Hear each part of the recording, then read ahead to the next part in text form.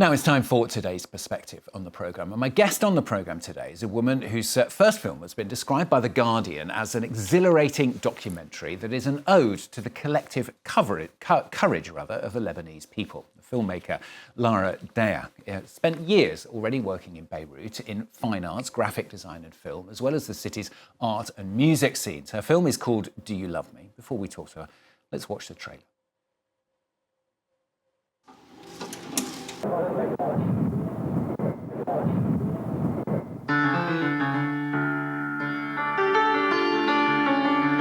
Le Liban, quand tu arrives, évidemment, tu ne comprends rien.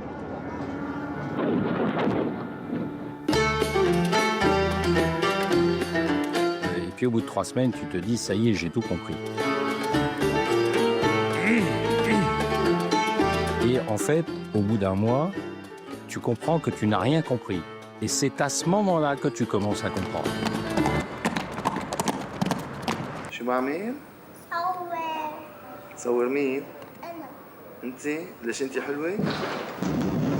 Do you love me? Do you? Do you need me? Do you want me? Do you? I do, I do.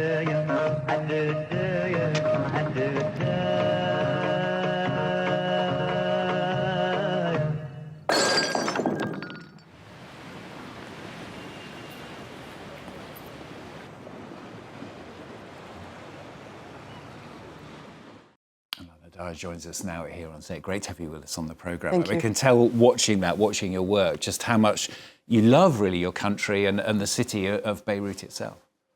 Absolutely. It's home, and it's always been home, and so there's a strong attachment to where I'm from.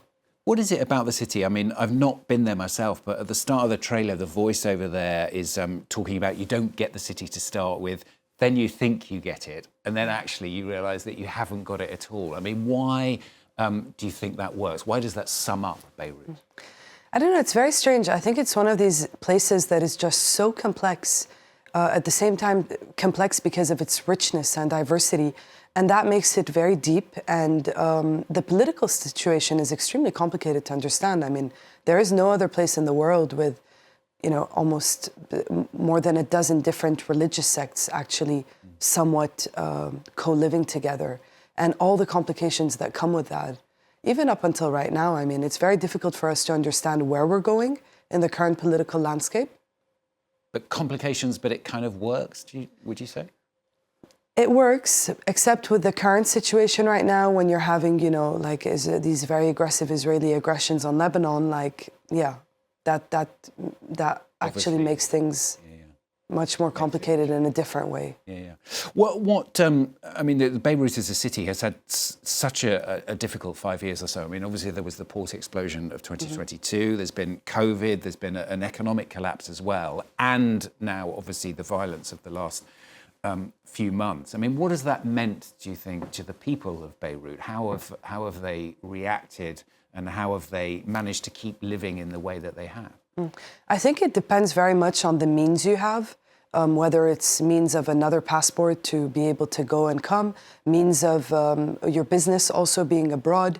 In general, I've also been showing the film in Lebanon right now. We decided to release it during the war, and I live there. And so the sense that I have been getting recently is this strong feeling of, yes, we understand we're brave, we understand we're courageous, but we're tired, and we don't want reasons to have to be so strong anymore. So people are exhausted from the situation. It really takes a toll on your mental health, your emotional health, and also your ability to sort of survive economically. What are you trying to achieve in the film? I mean, lots of archive in the film as well, as we can see from the clips that we're showing. I mean, it's a sort of documentary film, but also a drama at the same time, isn't it? Yeah, the reason why you feel it's a drama is 2 reasons. One, the dramaturgy of the edit, but also half of the archive that we used is independent Lebanese cinema from the late 50s until today. And so the element of these fiction films with the dramaturgy of the edit kind of creates this sort of narrative experience. And so it's been really interesting to receive people after they watch it, because a lot of them don't know how to describe it. They're like, it's a film, but it's not a film. It's a documentary, but it's not a documentary. It's an entire experience. for me, it was very, very important to talk about history in a non-traditional way, in a non-linear way, to focus on the emotional experience of society living through these repetitive cycles of violence. It was very important to also make the film without any political faces or voices. That was extremely important for me, and to take an extremely human perspective. In Lebanon, we don't have a unified history book, and we don't really have a unified national archive either. And that was the initial desire of making something in this very extreme way by only using archive material. And how do you manage to do the mix? I mean, is it not confusing to work out what's archive and what isn't? How does it work, do you think? Yeah, it is quite confusing, but I wanted that confusion because actually also what's really interesting that I noticed in Lebanese cinema is that a lot of the fiction films look a lot like documentaries in their own right, because the stories that we're constantly recreating are actually very similar to the stories that we're living. And I wanted this kind of vague space between, you know, what's real and what isn't. It's your first film. I mean, it's quite an ambitious, an incredibly ambitious project, isn't it? I mean, how did you manage to achieve it? Because it must have taken hours of research and looking through all the archives that we've seen to be able to pick out the bits that you wanted to use. Yeah, it did. It was extremely challenging. I started working on the film in 2018. And as you mentioned earlier, 2019, economic collapse, half of the first funding I got disappeared in the banks. 2020, port explosion. There were months in which we had no electricity, and we would literally charge our laptops for 3 hours in order to be able to work for several hours without electricity. So very challenging conditions. I researched and worked on my own, and sometimes with junior partners, for around 5.5 years before meeting the editor of the film, Qutayba Berhamji, who's also the editor of Kawthar Ben Haniya's last 2 films, The Voice of Hind Rajab. And so he was also an excellent editing partner in this film, but it was really extremely challenging. I think the more the environment around me got difficult, the more I sort of like obsessively just dug and hid into this thing.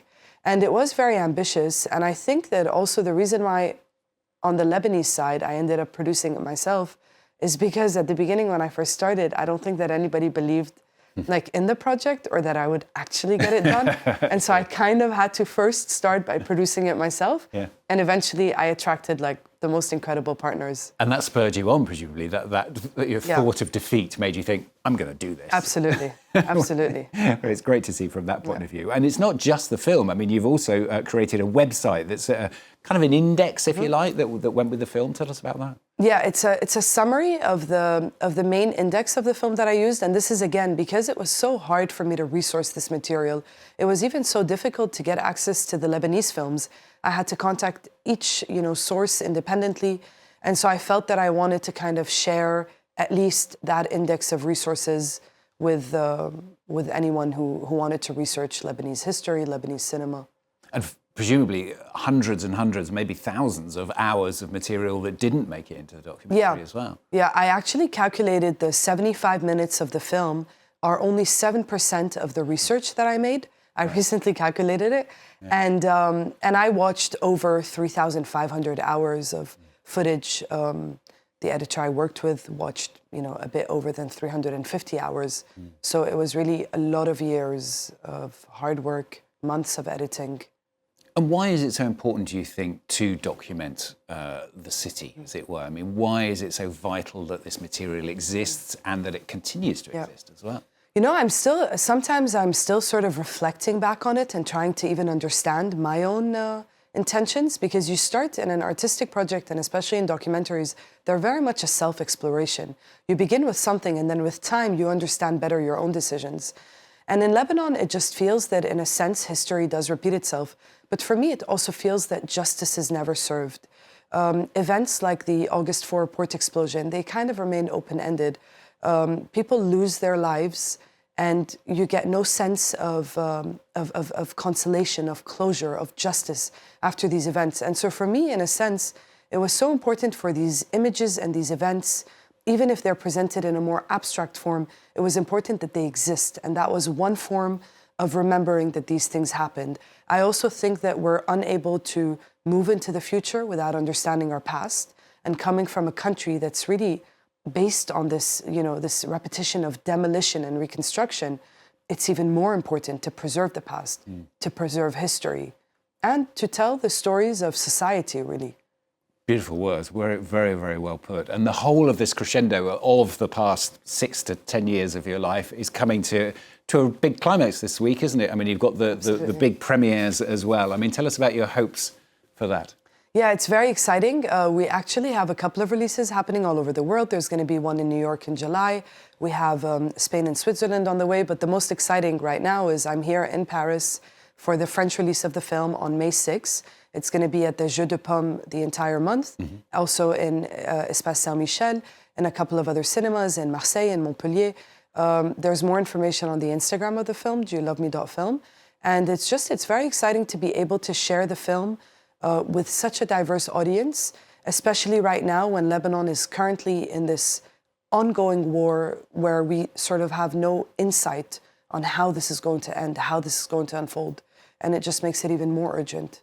Well, it's wonderful to hear your enthusiasm and lovely to look through some of the images that we've seen on the programme. Best of luck with the launches. And as Lana said there, you can see it here in Paris over the next week or so if you happen to be in Paris, or anywhere else. I'm sure you can search it out as well. Good to have you with us on that. Thank you so much. Thanks for coming in and talking to us. Lana Daher there, filmmaker, as she said, the film called Do You Love Me?